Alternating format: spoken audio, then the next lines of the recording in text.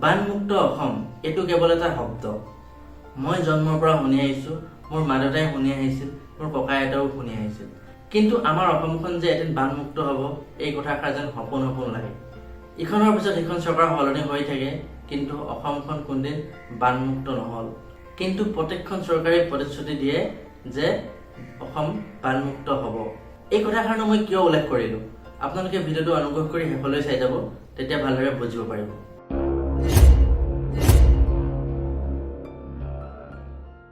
Hi hello' নমস্কাৰ, স্বাগতম জনাইছোঁ মোৰ অন্য এটা ভিডিঅ'লৈ। মই প্ৰাঞ্জল। ইতিমধ্যে আপোনালোকে সকলোৱে গম পায় 2024 বৰ্ষৰ দেশৰ বাজেট আগবঢ়ালে। দেশৰ ফাইনেন্স মিনিষ্টাৰ নিৰ্মলা সীতাৰমণে বিগত বৰ্ষৰ দৰে এইবাৰো 7 নম্বৰবাৰৰ বাবে দেশৰ বাজেটখন আগবঢ়ালে। এই বাজেটত কি কি অন্তৰ্ভুক্ত হ'ল বা কি কি বাদ পৰি ৰ'ল, চমুকৈ মই আপোনালোকক দুটামান কথা কওঁ। 48 লাখ কৰোৰৰ এখন বাজেট, যিখন বাজেটত বহুত বস্তু সাঙুৰ খাইছে, বহুত বস্তু বাদ পৰি গৈছে।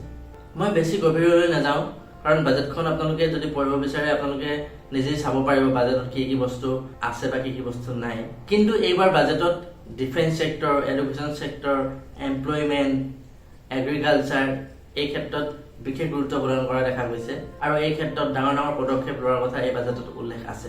কিন্তু এই বাজেটখনক লৈ এতিয়া বহুতৰে মনত বহুতো প্ৰশ্ন উত্থাপনৰ বিশেষ কাৰণটো আপোনালোকে হয়তো ইতিমধ্যেই গম পায় যে এইবাৰ বাজেটখনত বিহাৰ আৰু অন্ধ্ৰপ্ৰদেশক লৈ কেন্দ্ৰীয় চৰকাৰৰ যি সিদ্ধান্ত, বা এই বিহাৰ আৰু অন্ধ্ৰপ্ৰদেশক যে ইমান গুৰুত্ব দিলে কেন্দ্ৰীয় চৰকাৰে এইবাৰ, তাক লৈ কিছুমান মানুহৰ প্ৰশ্ন নিশ্চয়কৈ উদয় হৈছে, আৰু এই স্বাভাৱিক কথা। কাৰণ কেন্দ্ৰীয় চৰকাৰে এইবাৰ বাজেটত উল্লেখ কৰিছে যে বিহাৰক বানমুক্ত কৰিবলৈ আৰু লগতে বিভিন্ন কামৰ কাৰণে প্ৰায় 26,000 কৰোৰ টকা এই বাজেটত ধৰিছে। ঠিক তেনেদৰে অন্ধ্ৰপ্ৰদেশত 15,000 কৰোৰ টকা বাজেট। কিন্তু বাদ পৰি ৰ'ল আমাৰ অসম। কিয় বাদ পৰি ৰ'ল বুলি কৈছোঁ, অসমতো বহু ক্ষেত্ৰত চৰকাৰে গুৰুত্ব প্ৰদান কৰিছে। চাহ শ্ৰমিকসকলৰ ক্ষেত্ৰত কিছুমান বিশেষ ধৰণৰ আঁচনি লৈ আহিছে, বিশেষ ধৰণৰ কিছুমান বাজেট আছে।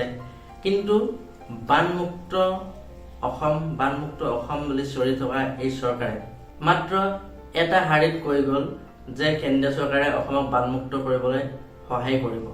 বাজেটত ইয়াৰ বিষয়ে কোনো একো বিশেষভাৱে উল্লেখ কৰা নাই যে অসমক বানমুক্ত কৰিবলৈ কেন্দ্ৰীয় চৰকাৰে কেনেধৰণে কি পদক্ষেপ ল'ব, কিমান টকাৰ আচলতে বাজেট ধৰা হৈছে, তেনেকুৱা একো বিশেষভাৱে খুলি পোৱা নাই। যাৰ ফলস্বৰূপে আজি মানুহৰ মনত, অসমৰ জনতাৰ মনত হাজাৰটা প্ৰশ্ন উদয় হৈছে। যেনেকৈ বিহাৰখনক বানমুক্ত কৰিবৰ কাৰণে 11,000 কৰোৰ টকা চৰকাৰে বাজেটত ধৰিছে, ঠিক তেনেদৰে আমাৰ অসমকো প্ৰয়োজন আছিল। আমি জানো যে এইবাৰ বানপানী আমাৰ অসমত কিমান ক্ষতি সাধন কৰিছে। প্ৰায় 100ৰো অধিক লোকে মৃত্যুমুখত পৰিছে, 30 লাখৰো অধিক লোক এই বানৰ কবলত ভুক্তভোগী হৈছে। তাৰ পাছতো কেন্দ্ৰীয় চৰকাৰে মাত্ৰ বাজেটত উল্লেখ কৰে যে এটা লাইনত, এটা শাৰীত কয় যে কেন্দ্ৰীয় চৰকাৰে অসমক বানমুক্ত কৰাৰ ক্ষেত্ৰত সহায় কৰিব।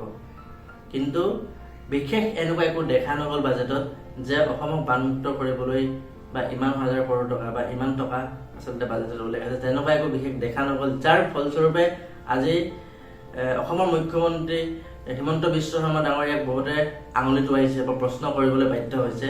যিখন চৰকাৰে কৈ থাকে যে অসমক বানমুক্ত কৰা হ'ব, কিন্তু আজি দেখা গ'ল কি। মই আগতেও কৈছিলোঁ, আমাক সমাধান লাগে, আমাক আশ্বাস নালাগে, আমাক সকাহ নালাগে, আমাক এই বানৰ সমস্যাৰ সমাধান লাগে। কিন্তু এতিয়া যি দেখিছোঁ, মুখ্যমন্ত্ৰী ডাঙৰীয়াও কেন্দ্ৰীয় চৰকাৰৰ এই যি সকাহতে মুখ্যমন্ত্ৰী ডাঙৰীয়াই এটা পোষ্ট কৰিছে যে কেন্দ্ৰীয় চৰকাৰে আশ্বাস দিছে যে আমাক বানমুক্ত কৰিবৰ কাৰণে অসমক সহায় কৰিব। কিন্তু এই বাজেটত আমাৰ কেন্দ্ৰীয় চৰকাৰে অসমক লৈ বিশেষ এনেকুৱা একো বিশেষ পদক্ষেপ লোৱা দেখা নগ'ল, আৰু এইটোৱে মানুহৰ মাজত প্ৰশ্ন।